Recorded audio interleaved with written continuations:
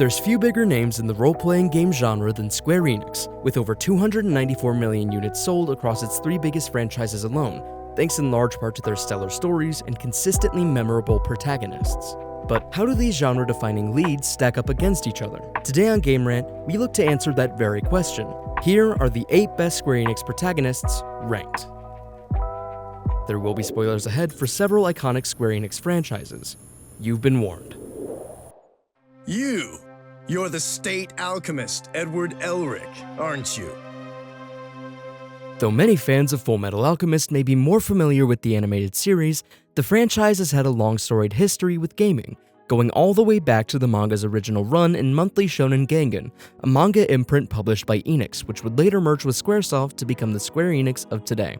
Thanks to the company's ownership of Fullmetal Alchemist publishing rights, fans of the series have been treated to several video game adaptations over the years, and while the quality has ebbed and flowed, Curse of the Crimson Elixir stands out as one of the best attempts of its time.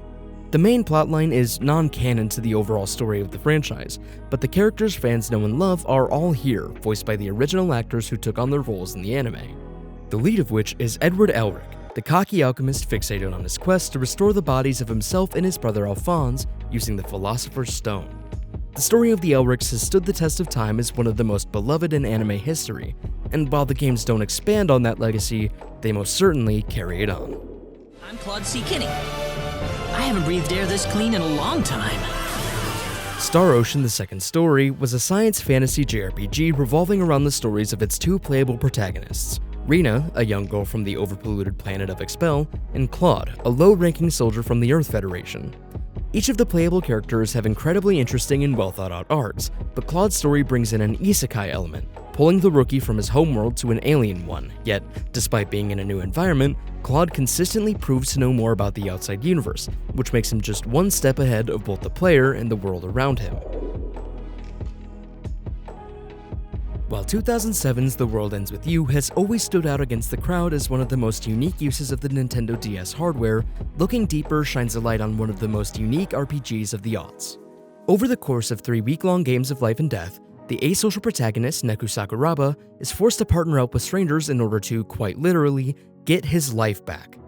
Throughout this process, he opens up and learns the world doesn't start or end with himself, but rather will continue on in the lives of the billions of others around him, making for a beautiful and poignant character arc. She watched over me then, as she does now. The Final Fantasy series is no stranger to spin-offs. Such is the case for Final Fantasy Tactics, released back in 1997. In this game, you take on the role of Ramza Beov, a mercenary set to face an ancient evil yet unseen by the world. Though at first his skill set may seem unnecessarily limited, this is an incredibly intentional choice by Square Enix. He is the underdog, which makes the course of the game's 40-hour runtime and multiple time skips all the more engaging, as you watch him grow from a plucky squire all the way to a hero.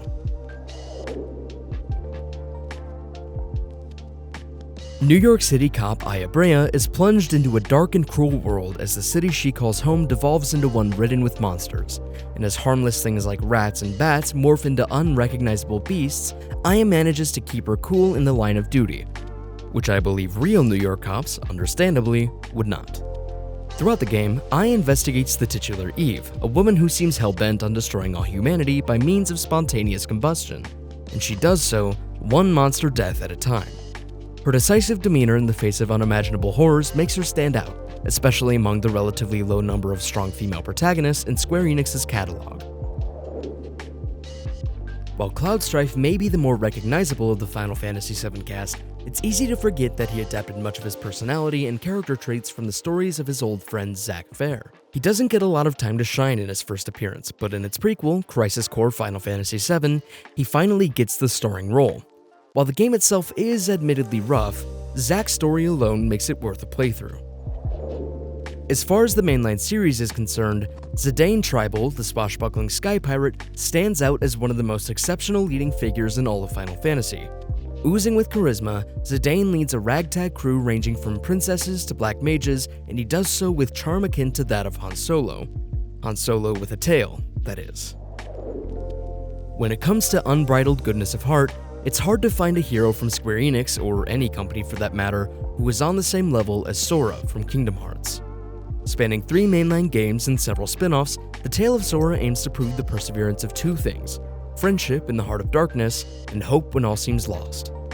While some core elements of his story remain unsolved, such as the whereabouts of his mother after the first game, his story still has plenty of room to grow, with Kingdom Hearts 4 well on its way. So there you have it.